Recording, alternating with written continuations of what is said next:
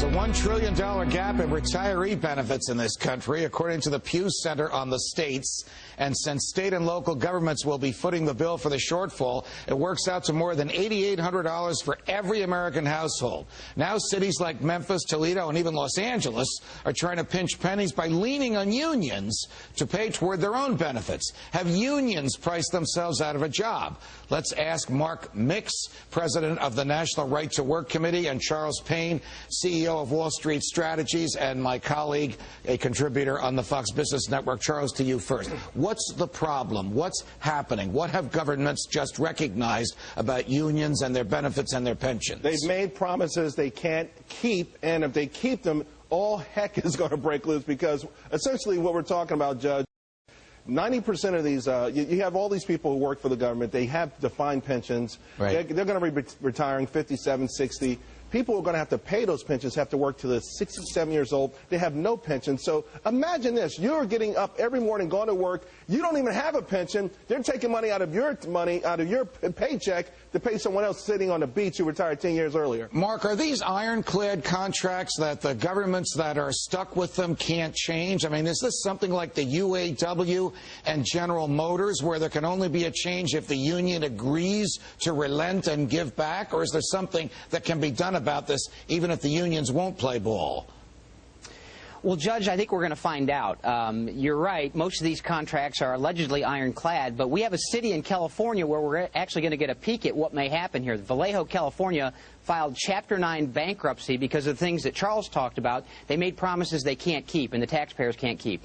They were allowed to void one contract. A bankruptcy judge said you could void one contract. He allowed the city to set aside a couple others. But the issue about the pension is still relevant, and we're going to see, and I think a lot of municipalities and cities and counties and states, for that matter, are watching this case to see what's going to happen because they've made promises they can't keep. We were talking during the break about Los Angeles. The mayor of Los Angeles is a good and longtime friend and loyal supporter of the president. Even he is leaning on the unions. What's he trying to do? How bad are his problems? He's trying to get the unions to make some sort of concessions. You know, California obviously is at the tip. You know, they've got a huge unfunded portion of their pension. Also, there are other obligations, you know, post-retirement obligations like health benefits. None of that's covered. Every single, like $48 billion, none of it's funded. They have to do something immediately. If the unions don't cave, Mark, if the government, if the courts don't interfere, will non-union workers be working for less money so that union workers can continue to receive these higher hourly wages and these Cadillac health plans that were negotiated by the governments back when they thought the money would never run out? Well, we're already past the Rubicon on that, Judge. I mean, government employees' benefits and pay packages are much higher than the private sector taxpayers who are paying those wages. But, you know, this problem started back in 1937, and I go back to Franklin Roosevelt, who said that the model of collective bargaining that we understand in the private sector cannot be applied to the public sector. And in 1975, we helped put out a book called The Municipal Doomsday Machine. We were about 40 years too early, but here we are, where these bargaining agreements are coming to a head in a difficult financial time, and it's exposing the difficulty that states and municipalities are going to have to fund these contracts. All right, put the gap chart up on the screen that shows the gap, the difference between the private sector and the public sector. Isn't that crazy, Charles? That the government sector the benefits would be so fantastically greater than in the private sector? It's absolutely amazing. I mean, if you're like in a clergy, you make almost twice as much if you work for the government than the private sector. 8 out of 10, you know, job sectors, the government workers make more. So, you know, before, when we grew up, you know, sort of like, okay, you work for the government, you'll make less coming up, but you'll get, you know, you get the retirement on the back end. Now you get it both ways.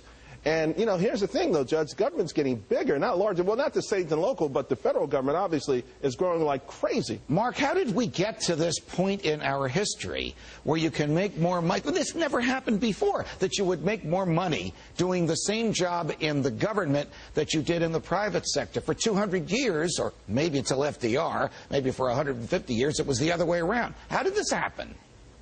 Well, I believe that the reason why it happened is a dramatic expansion in union power. Judge, when you have a monopoly, which is government by definition, and you apply a monopoly model to it, which is the bargaining system that's being used in the government sector, you have real trouble. And this was baked in the cake going back to 1955 in Wisconsin, 1962, an executive order allowing union bargaining for federal employees. And we've seen this great increase in the number of states that have these bargaining procedures where union officials elect politicians that sit on the other side of the table doing negotiations. And because of the financial crisis we're in, we're seeing it.